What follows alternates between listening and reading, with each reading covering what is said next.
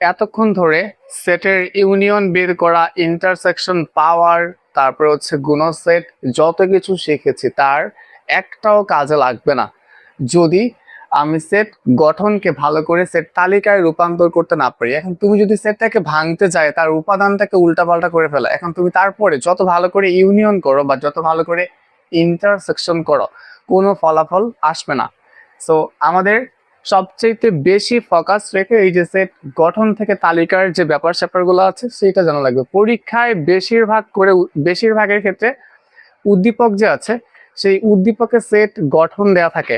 আমরা একেবারে শুরুর দিকে পড়েছিলাম যে সেট প্রকাশের পদ্ধতি হচ্ছে দুইটা, মানে সেটকে দুই ভাবে প্রকাশ করা যায়, একটা হচ্ছে গঠনে আর একটা হচ্ছে তালিকাতে।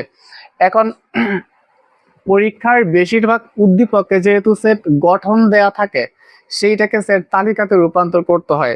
যদি তুমি তালিকা করতে ভুল করো, তাহলে তুমি যত ভালো করেই তারপরে বাকি কাজগুলো করো অপারেটরে, কোনো লাভ হবে না। এই জন্য আরেকবার বলছি, সেট গঠন থেকে তালিকা করার যেই 4-5টা ব্যাপার স্যাপার আছে, তোমাকে এইগুলো ভালো করে পারা লাগবে।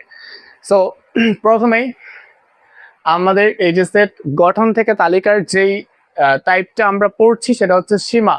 তো পরীক্ষায় যখন সীমা দেওয়া থাকে, তখন এই সীমা দেওয়া থাকা গঠনগুলোকে কিভাবে তালিকা করতে হয় সেটা আমরা এখন দেখবো। তাহলে আসো। তো এই সীমাগুলো পারার জন্য আমরা এইখানে লিখতেছি, কেমন? এই যে আসো, সীমা দেওয়া থাকলে, এই যতগুলা সীমা দেওয়া থাকে, যেই সেটের গঠনের লিমিট দেওয়া থাকে, সেগুলো পারতে গেলে আমাদের 4-5টা চিহ্ন একটু মনে রাখা লাগবে। সেটা হচ্ছে এই চিহ্নটা হচ্ছে বড়, তাই না?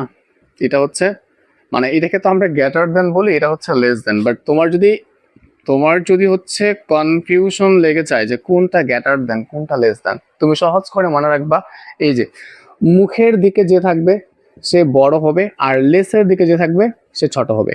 বাট যদি আমি এইরকম করে লিখি, এইখানে বোঝাচ্ছে যে এক্সটা বড়, মুখের দিকে কে আছে বলো? এই যে মুখের দিকে এক্স না, তাহলে এক্সটা হচ্ছে বড় আর এই যে ওয়াইটা হচ্ছে ছোট। তুমি কি এতটুকু ধরতে পারবা না? পারবা। Okay fine. আরেকটা আসো, এটাকে পড়তে হয় গ্রেটার দেন ইকুয়াল। এই যে এই টার্মটা হচ্ছে ইকুয়াল। সো এইটা দিয়ে বোঝায় যে এক্সটা ওয়াইয়ের চেয়ে বড় এবং সমান, এক্সটা ওয়াইয়ের চেয়ে বড় এবং সমান। এই যে এটা ইকুয়াল, তার মানে সমান বোঝাবে, ঠিক আছে? এইটা থাকলে ওয়াইটা সমান বোঝাবে। কথা বোঝা গেছে? সো এরকম সীমানা দেওয়া থাকে, আমরা কত দূর পর্যন্ত